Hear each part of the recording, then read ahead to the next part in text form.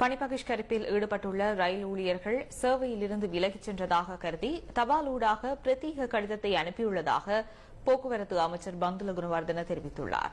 பனாகுடையில் இன்று பகல் இடம்பெற்ற நிகழ்வு ஒன்றில் கலந்து கொண்டு ஊடகங்களுக்கு கருத்து வெளியிடும் போதே அவர் இதனை கூறியுள்ளார். பயங்கரவாத தொழிற்சங்கவாதிகளினால் நாட்டில் பொதுச் சட்டம் சவாலுக்கு உட்படுத்தப்பட்டுள்ளது. நிறைவேற்று ஜனாதிபதிக்கு நாட்டை முன்னோக்கி கொண்டு செல்வதற்கு தேவையான உத்தரவுகளுக்கு சவால் விடுத்து இந்த பணிப்பகிஷ்கரிப்பு முன்னெடுக்கப்படுகின்றது. அவர்கள் நாட்டின் சட்டத்தை மதிக்கவில்லை என்பதன் அடிப்படையில் அனைத்து ரயில் நிலைய பொறுப்பு அதிகாரிகளும் சேவையில் இருந்து விலகி சென்றதாக கருதி ரயில்வே பொது முகாமையாளரினால் அனைத்து ரயில் நிலைய பொறுப்பு அதிகாரிகளுக்கும் கடிதம் அனுப்பப்பட்டுள்ளது. சுமார் 1000 பேருக்கு இவ்வாறு கடிதம் அனுப்பப்பட்டுள்ளது.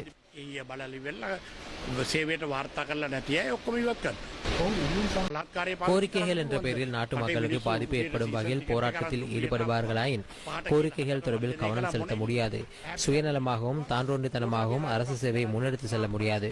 ඡන්දිලෙස හැසිරෙන රාජ්‍ය සේවාවක් රටකට ගෙනියන්න බෑ.